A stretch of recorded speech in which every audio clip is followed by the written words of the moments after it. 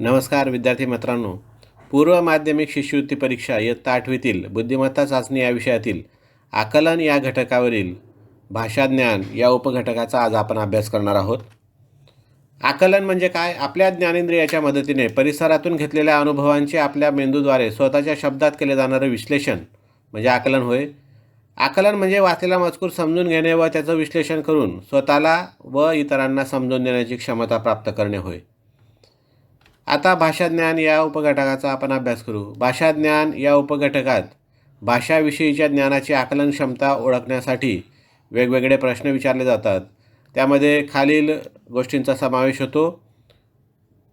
पहिलं, त्यामध्ये मराठी व्याकरणावर आधारित अक्षरापासून अनेक अर्थपूर्ण शब्द तयार करणे. उदाहरणार्थ ग, श, शी, मा या अक्षरांपासून तयार होणारा अर्थपूर्ण शब्द लिहा. त्याचं उत्तर आहे मार्गशीर्ष. वरील अक्षरांवरून तयार होणारा शब्द म्हणजे मार्गशीर्ष होय. दुसरं वैशिष्ट्य, एका शब्दापासून अनेक अर्थपूर्ण शब्द बनविणे. उदाहरणार्थ चिंतामणी या शब्दापासून तयार होणारे अर्थपूर्ण शब्द चिंता, मणी इत्यादी.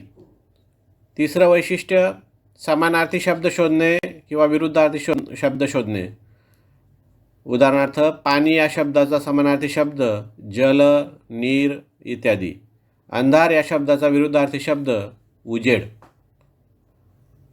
त्यानंतर चौथं वैशिष्ट्य आहे शब्दसमूहासाठी एक शब्द शोधणे.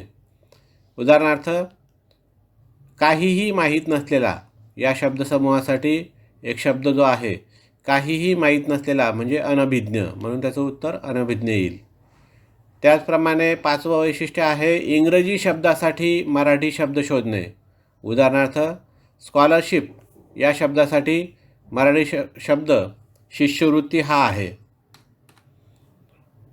6, वाक्यप्रचार व म्हणी तयार करणे. उदाहरणार्थ अंथरूण पाहून पाय पसरणे, अर्थ ऐपत पाहून खर्च करणे.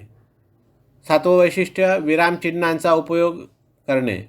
उदाहरणार्थ दिलेल्या वाक्यात पूर्णविराम, स्वल्पविराम, अर्धविराम, अपूर्णविराम, प्रश्नचिन्ह, उद्गारवाचक चिन्ह, अवतरणचिन्ह, संयोगचिन्ह या विरामचिन्हांचा उपयोग करणं आणि नवीन वाक्य लिहिणे. उदाहरणार्थ भूमिका, आज तू शाळेत गेली नाहीस, विवेक म्हणाला. तर या उदाहरणामध्ये विरामचिन्हांचा वापर करून आपण ते वाक्य पुन्हा लिहू शकतो. भूमिका, आज तू शाळेत गेली नाहीस, विवेक म्हणाला.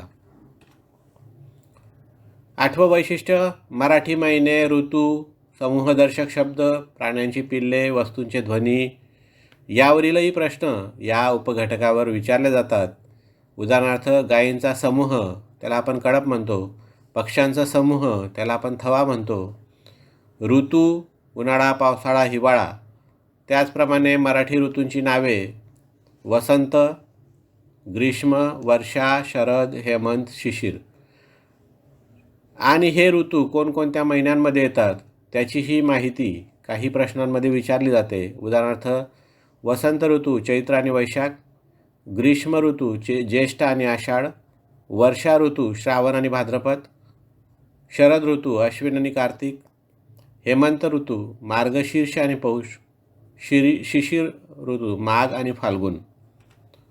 थोडक्यात या उपघटकावरील प्रश्न सोडवताना दिलेल्या अक्षरांपासून शब्द बनविणे, शब्दातील विविध अर्थांचे शब्द तयार करणे, समानार्थी शब्द, विरुद्धार्थी शब्द शोधणे, एकाच शब्दाचे भिन्न अर्थ शोधून त्यावरील शब्द तयार करणे, लेखक, कवी यांची टोपण नावे, ऋतूंविषयीची माहिती इत्यादी प्रकारचं योग्य ज्ञान असावं लागतं.